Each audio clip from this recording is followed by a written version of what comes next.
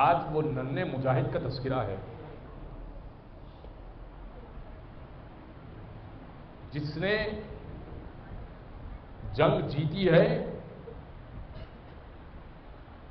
تو فقط اپنی مسکراہٹ کے بلبوتے پہ جیتی.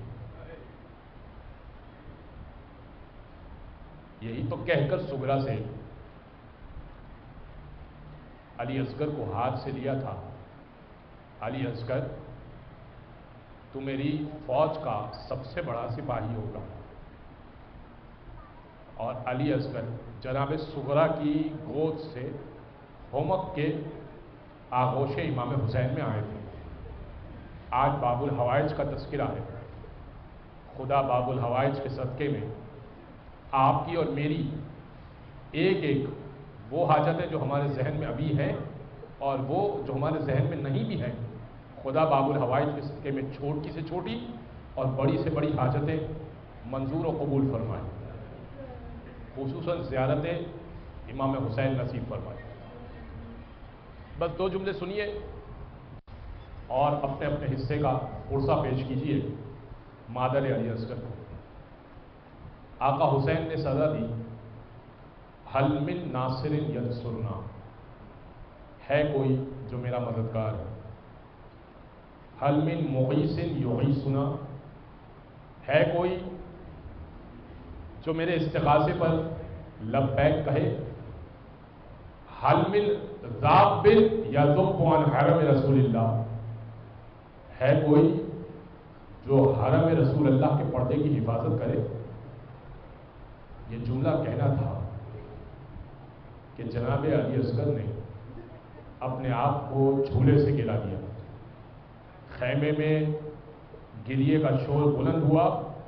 آقا حسین کہنے لگے ارے ابھی تو میں زندہ ہوں، یہ خیمے میں گریا کیسا؟ جناب رباب نے کہا آقا، اچھا سب مارے جا چکے.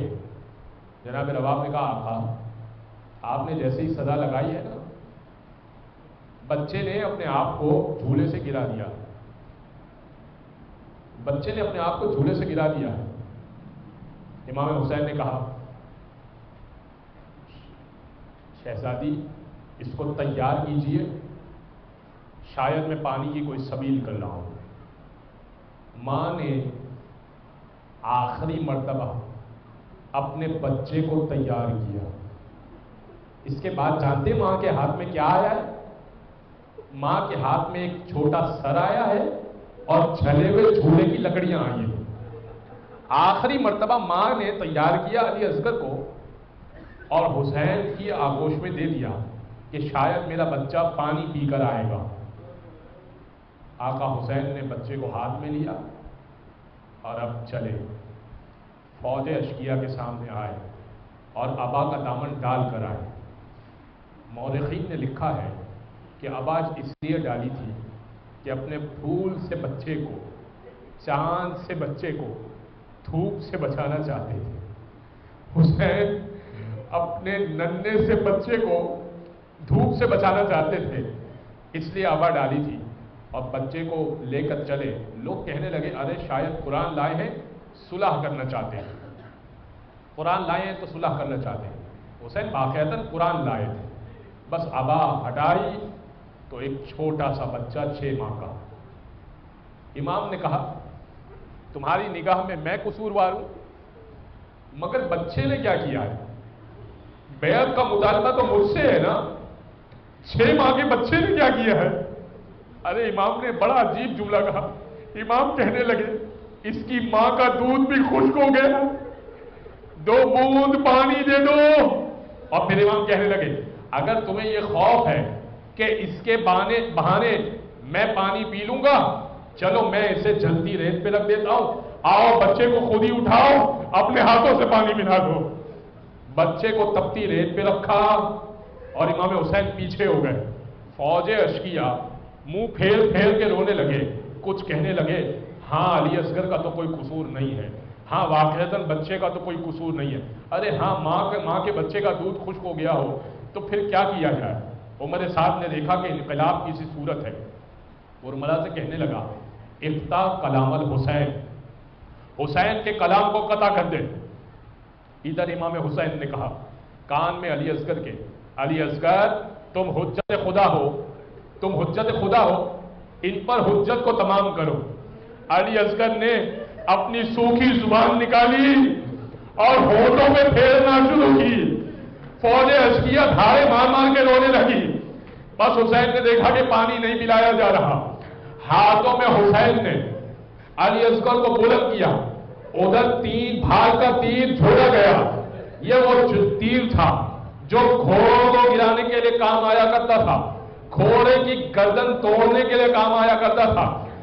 لشکروں نے قسم کھائی تھی کہ ایک دوسرے پر یہ تیر نہ چلائیں گے، بس تیر چھوڑا۔ عمر سعد نے کہا حرملہ تیرا ہاتھ کیوں تھر تھرا رہا ہے؟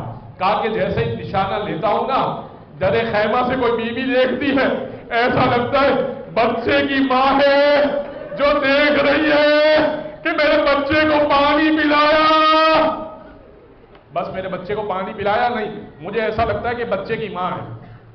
تیر چھوڑا، 3 مرتبہ اس کے ہاتھ سے تیر گر گیا۔ عمر سعد نے کہا میں تیری آنکھوں پہ ہاتھ رکھتا ہوں، تو تیر چلا۔ بس میں کیا بیان کروں وہ تیر کیا تھا، میں مختصراً بیان کروں۔ تیر بڑا تھا، علی اصغر چھوٹا تھا۔ تیر بڑا تھا، علی اصغر چھوٹا تھا۔ تیر چلا، فَصُبِحَ مِنَ الْأُذْنِ إِلَى الْأُذْنِ، ایک کان سے تیر چلا، دوسرے کان سے پار ہو گیا۔ اصغر ہاتھوں میں منقلب ہو گئے، حسین کے ہاتھوں میں منقلب ہو گئے۔ ایک مسکراہٹ اصغر کے چہرے پر آئی، ارے جسے یہ معلوم نہ ہو تیر کھا کے ہنسا جاتا ہے یا وہ جاتا ہے۔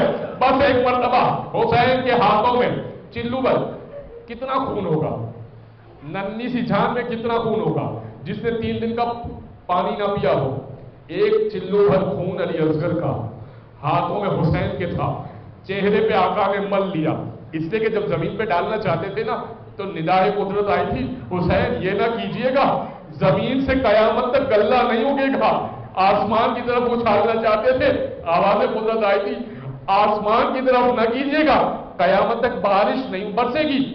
حسین نے چہرے کی طرف ملا اور اب اصغر کے اوپر آبا ڈال کے چلے، اور جیسے ہی چلے نا اب اصغر خاموش ہو گئے۔ اب رو تو نہیں رہے نا اصغر، اب خاموش ہو گئے۔ جناب سکینہ کہنے لگی ہاں بھیا کو پانی پلا دیا ہے، لگتا ہے بھیا کو پانی پلا دیا ہے، رونے کی آواز نہیں آ رہی۔ امام حسین نے آبا ہٹائی، کہا دیکھ تیرے بھیا کو کیا تیر ستم مارا گیا ہے۔ امام حسین آگے بڑھے، ماں کو دکھائیں تو کیسے دکھائیں، 7 مرتبہ آگے بڑھے، 7 مرتبہ پیچھے ہوئے، کہتے جاتے تھے اِنَّا لِلَّهِ وَإِنَّا إِلَيْهِ رَاجِعُونَ رِضًا بِقَضَائِهِ وَتَسْلِيمًا لِأَمْرِهِ، پالنے والے تیری رضا پہ راضی رہا، تیرے امر کو تسلیم کیا۔ بس ماں کو نہیں دکھایا، خیمے کے پشت پر گئے، علی اصغر کو دفن کیا، چھوٹی سی قبر کھودی، علی اصغر کو دفن کیا۔ اب جب تمام لشکروں نے نوکے نیزہ پر سروں کو بلند کیا اور سروں کی گنتی کی گئی تو ایک سر کم پڑا۔ لوگوں نے کہا ارے ہم نے دیکھا تھا حسین نے ایک میت کو پیچھے دفنایا تھا لیکن کہاں دفنایا نہیں معلوم۔ اللہ جانے کتنے نیزہ بردار گھڑسوار تیار ہوئے، زمین پر نیزہ مارتے جاتے تھے، اصغر کو تلاش کرتے جاتے تھے۔ ایک نیزہ زمین میں گڑا، سر ہاتھ میں نہ آیا، پوری میت اٹھا لی گئی۔